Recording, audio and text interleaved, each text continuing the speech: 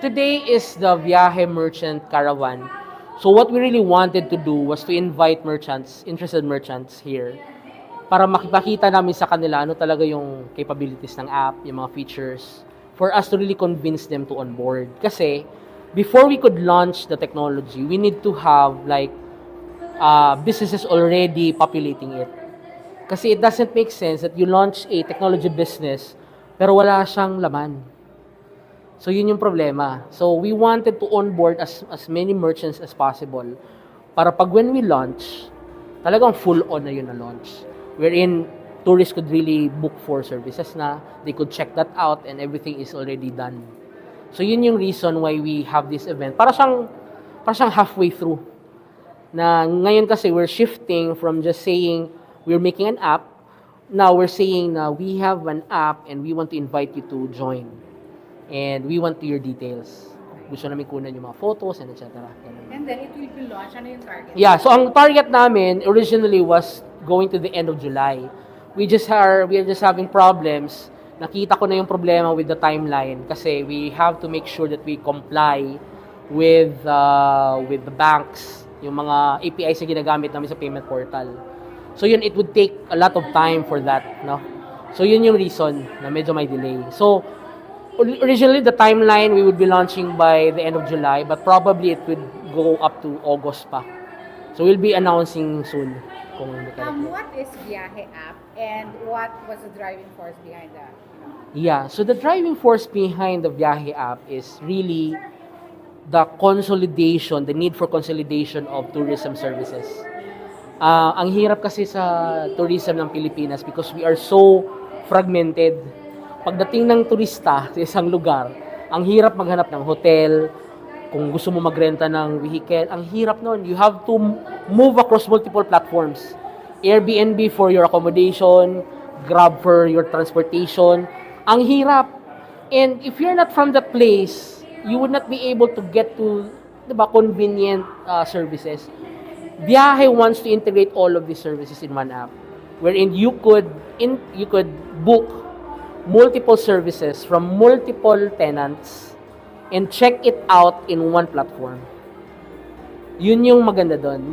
That is the driving force behind it. And ang isa sa mga driving force din nito is the inspiration from the current leadership of Daraga. They really wanted to make a change of how tourism is handled here. Doon nag-umpisa. Parang sinasabi nila, we have to make something na would really help the local tourism industry. And I think this is one of the best way to do it. Wherein the LG would come in, LG would earn.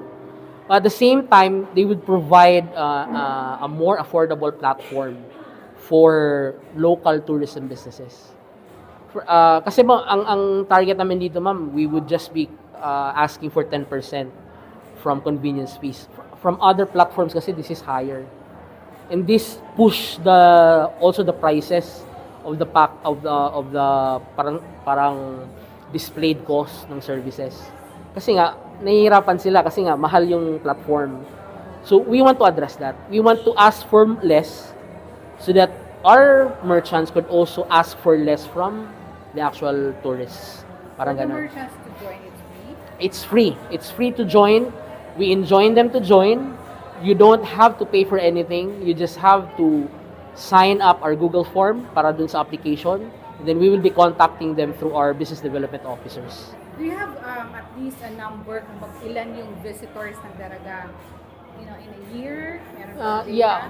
Well, I think we are around from yung average, the past 5 years ata of average, nasa 60,000 plus tayo every year. Compare that to 600,000 plus na arrival sa Bicol International Airport. There's a big difference. Almost 90% of opportunity is lost. Kasi paglapag nila, there's no way to interact with Bicol tourism. No way. Pagdating nila, they have to go to Sorsogon, alam mo yun, they don't stay. They just land. And we want to address that.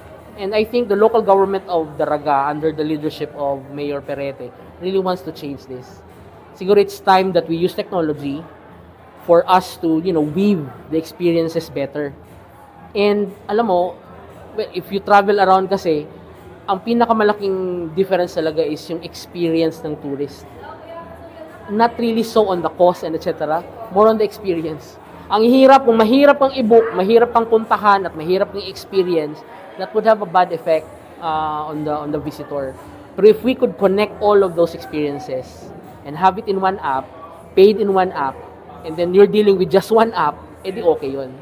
And that's the inspiration behind this new technology. This is PPP, no? PPP. So pero meron din mapupunta sa LGU. Of course. So like how PPP projects work, the government side will always have revenues from it. The good thing about the PPP project is that ang gobyerno hindi maglalabas ng pera. It's gonna be the private proponent that would be investing the whole thing, you know, para it would operate. Even the operational cost would be under the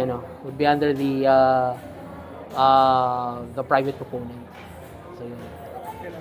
Thank you. Sir, target percentage po ng tourist visitors dito po sa Daraga, considering na 10% lang yung tourist arrival o kaya yung mga pupuntang turista sa Daraga, ano po yung target percentage natin? Sir, ang nakikita namin ditong target, which is feasible and it's not, hindi suntok sa buwan ba? We're targeting around 50% at least of parang engaged tourists from the arrival sa airport. At least 50% of that at least would be able to get in touch with those people. Taon, sir? Yeah. Loob ng isang taon? Yeah, isang taon. Yeah. So in a year, we want to target 50% of better retention of tourists. How it can help local government unit?